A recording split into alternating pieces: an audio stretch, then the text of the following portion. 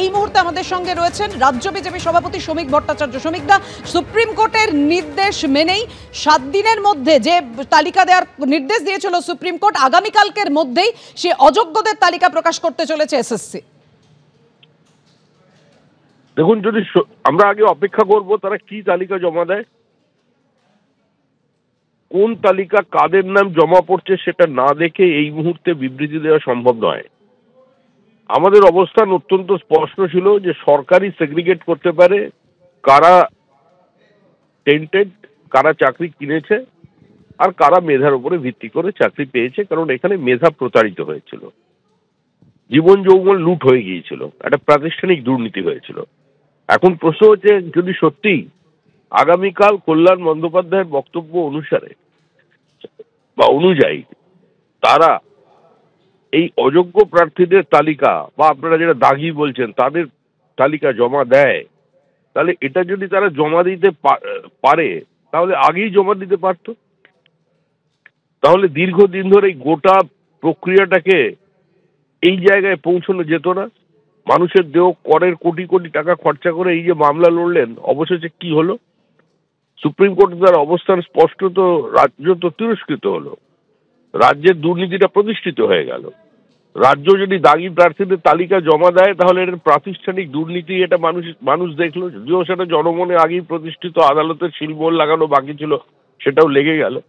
তবে দেখি তারা কোন তালিকা জমা দেয় এবং যাদের নাম জমা দিচ্ছে তাদের প্রতিক্রিয়া কি সেটাও দেখতে হবে। পশ্চিমবঙ্গের মানুষ অধীর আগ্রহের জন্য অপেক্ষা করে।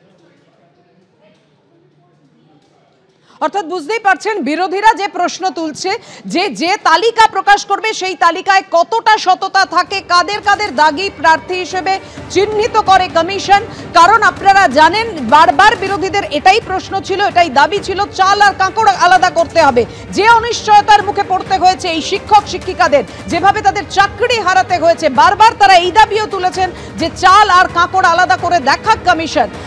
সুপ্রিম কোর্টের নির্দেশ অনুযায়ী আগামীকালকের মধ্যেই দাগিদের তালিকা প্রকাশ করতে চলেছে এসএসসি। কথা বলছি, আমাদের সঙ্গে রয়েছেন আমাদের প্রতিনিধি সৌভিক মজুমদার। সৌভিক, যে কথা তুমি বলছিলে, গতকাল দেখো নির্বাচন কমিশন একেবারে গতকাল আমরা দেখেছি সুপ্রিম কোর্ট নির্দেশ দিয়েছিল এবং সেখানে সুপ্রিম কোর্ট কিন্তু এটাও পরিষ্কার বলে দিয়েছিল যে এই তালিকা প্রকাশের ক্ষেত্রে যেন কোনো কারচুপি না থাকে।